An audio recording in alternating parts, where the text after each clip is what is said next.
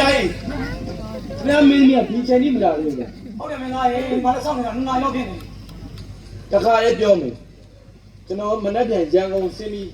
ကားရတစ်ခုလက်ခံထားတယ်အဲ့တော့ဒါတို့ဒီနေ့ကျွန်တော်အပြက်ရိုက်ပေးမယ်ကျွန်တော်အဲ့ဒါကျွန်တော်ရက်ထပ်မတိုးပေးနိုင်တော့ဘူးကျွန်တော်ဆင်းနေကိုဒီနေ့အပြီးရိုက်ပေး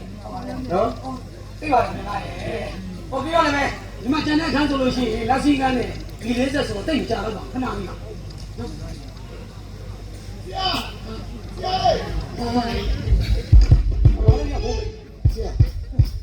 မင်းသမီးရေးတော့စေးုံတင်ရစီ ဟာပါမင်းကွာ အဲ့ဒါအခု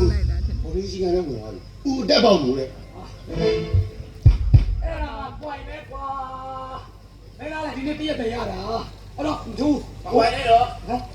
ဒီနေ့ရှိတယ်ပြေးလိုက်တော့ ဟာလူသားတို့ရမယ်လေ လူသားတို့လည်းမရိုက်ဘူးကျွန်တော်ကတော့ရန်ကုန်မနေ့ပြန်ပြီအဲ့တော့ကျွန်တော်ဒီနေ့သွားတာတော့ အေးဘာခဏတော့ဆောက်ပေးနော်ခဏဆောက်ပေး အဲ့တော့ကျွန်တော်တို့တော့မယ် ဟုတ်လား အဲ့ဒါတော့နေရ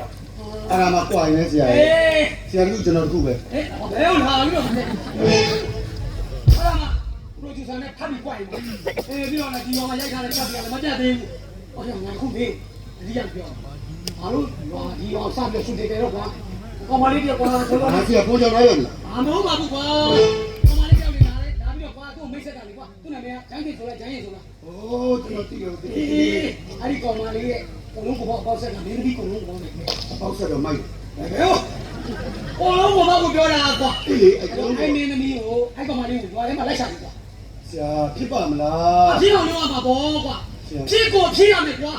ဖြစ်ကိုဖြစ်ရမယ် ပြီးရောဗျာ ပြီးတော့